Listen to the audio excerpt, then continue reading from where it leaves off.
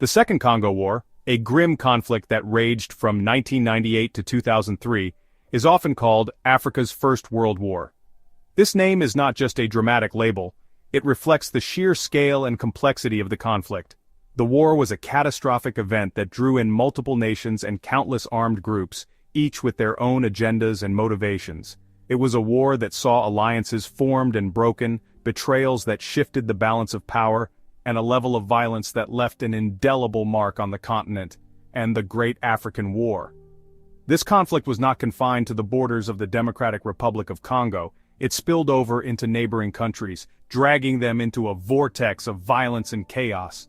The war's impact was felt far and wide, affecting millions of lives and destabilizing an entire region. It's a fitting if chilling title. This sprawling conflict drew in 9 African nations and countless armed groups. The involvement of so many different factions made the war incredibly complex and difficult to resolve. Each group had its own interests and objectives, often conflicting with those of others. This made negotiations and peace efforts extraordinarily challenging.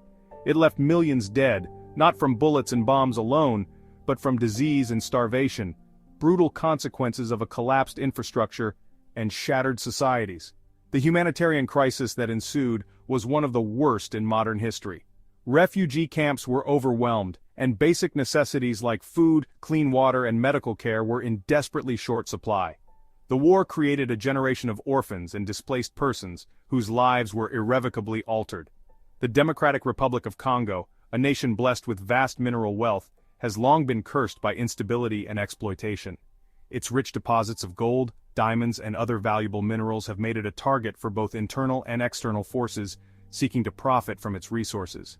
This exploitation has fueled conflict and corruption, making it difficult for the country to achieve lasting peace and stability. The Second Congo War, a complex web of alliances and betrayals, was rooted in this troubled history. The war was not just a struggle for control of territory, but also a battle for the country's vast natural resources. Various factions, both local and foreign, sought to gain control of these resources, leading to a tangled web of alliances and betrayals. This made the conflict incredibly difficult to navigate and resolve. To understand this conflict is to grapple with the enduring legacy of colonialism, the dangerous mix of greed and ethnic tensions, and the international community's failure to protect the innocent. The roots of the Second Congo War can be traced back to the colonial era, when arbitrary borders were drawn and ethnic groups were pitted against each other. This legacy of division and exploitation set the stage for future conflicts. The international community's inaction and failure to intervene effectively only exacerbated the situation, allowing the violence to continue unchecked. The Second Congo War serves as a stark reminder of humanity's capacity for both immense cruelty and extraordinary resilience. Despite the horrors of the conflict, there were countless acts of bravery and compassion. Communities came together to support one another, and individuals risked their lives to save others. These stories of resilience and hope are a testament to the human spirit's ability to endure even in the darkest of times. It is a story that demands to be told, not only to honor the victims, but also to learn from the mistakes of the past and strive for a more peaceful future. By understanding the causes and consequences of the Second Congo War, we can work towards preventing similar conflicts in the future. Education and awareness are crucial in this effort, as they help to shed light on the complexities of the conflict and the importance of peace and reconciliation. The echoes of this conflict still reverberate throughout the region, shaping the lives of millions and serving as a cautionary tale for the world. The long-term effects of the war are still being felt today, as communities work to rebuild and heal. The lessons learned from this conflict are invaluable, reminding us of the importance of addressing the root causes of violence and working towards a more just and peaceful world. To understand the Second Congo War, we must journey back to the era of European colonialism. This period, marked by the scramble for Africa, saw European powers carving up the continent with little regard for the indigenous populations. The Congo, with its vast natural resources, became a prime target for exploitation. The Congo, a land of dense rainforests and mineral riches, was brutally exploited by King Leopold II of Belgium. Under the guise of philanthropy and civilization, Leopold established a personal fiefdom, the Congo Free State, where he extracted immense wealth through the forced labor of the Congolese people. From the late 19th century onward, Leopold's reign of terror decimated the Congolese population. His regime was characterized by extreme violence and cruelty, with millions of Congolese people losing their lives due to overwork, disease, and outright murder. Forced labor, mutilation, and mass killings were the hallmarks of his rule. The rubber and ivory industries thrived on the backs of the Congolese, who were subjected to inhumane conditions and severe punishments for failing to meet quotas. Belgium eventually took control of the Congo, but the exploitation continued.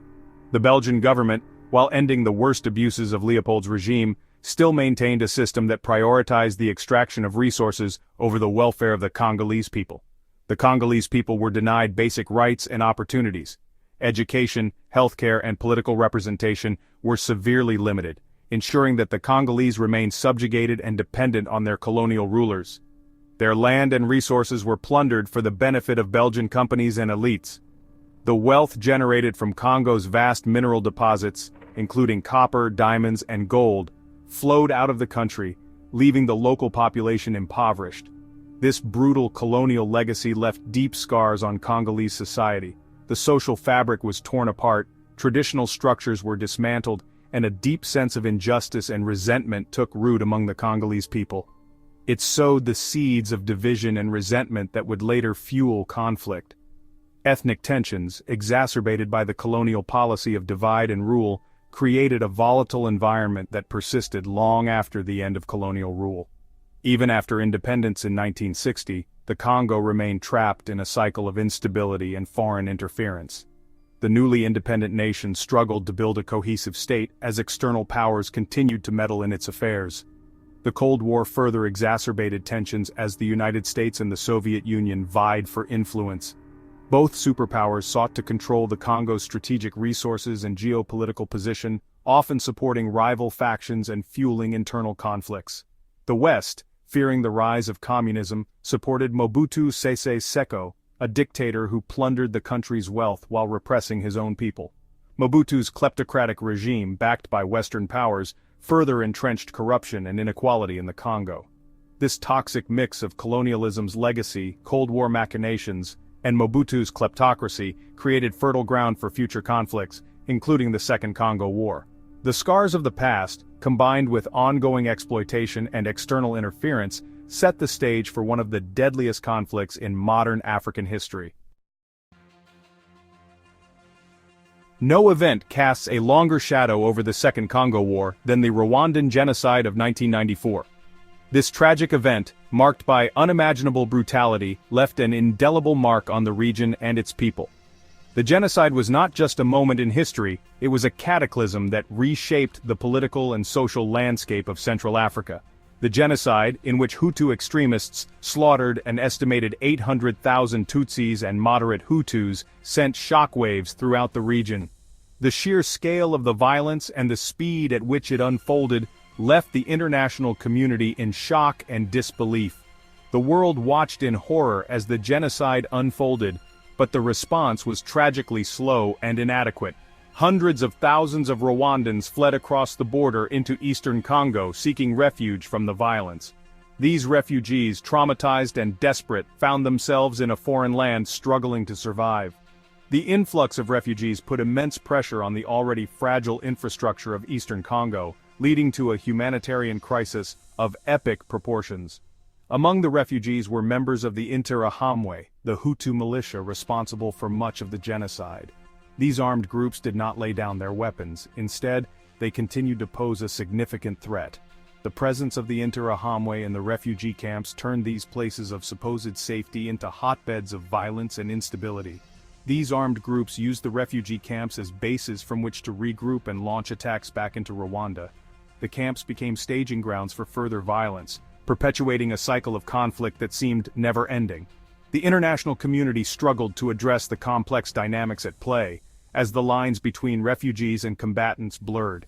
Meanwhile, the Rwandan Patriotic Front, the Tutsi-led government that had taken power after the genocide, pursued the Interahamwe into Congolese territory, determined to eliminate the threat they posed.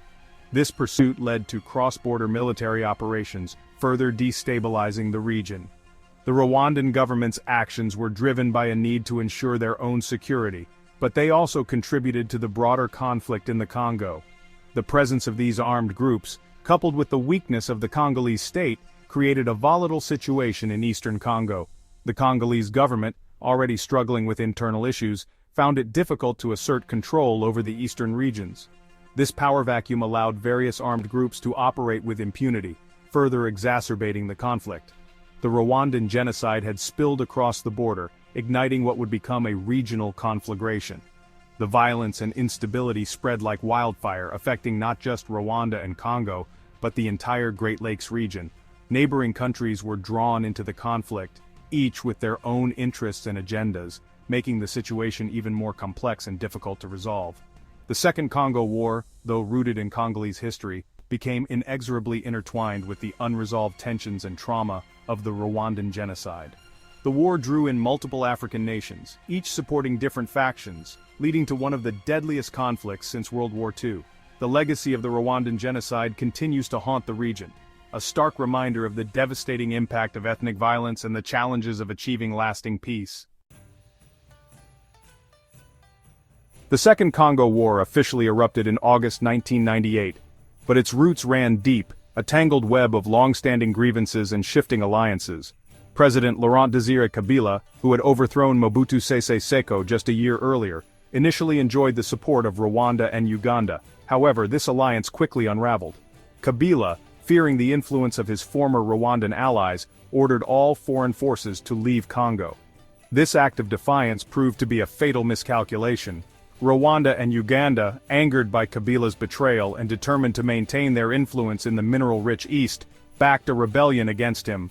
The stage was set for a wider conflict. What began as a rebellion in the East quickly spread, engulfing the entire country. Troops from Angola, Namibia, Zimbabwe, Chad, and Sudan were drawn into the conflict, some supporting Kabila, others siding with the rebels. The Second Congo War became a truly regional conflict, with foreign armies clashing on Congolese soil in a chaotic scramble for power and resources.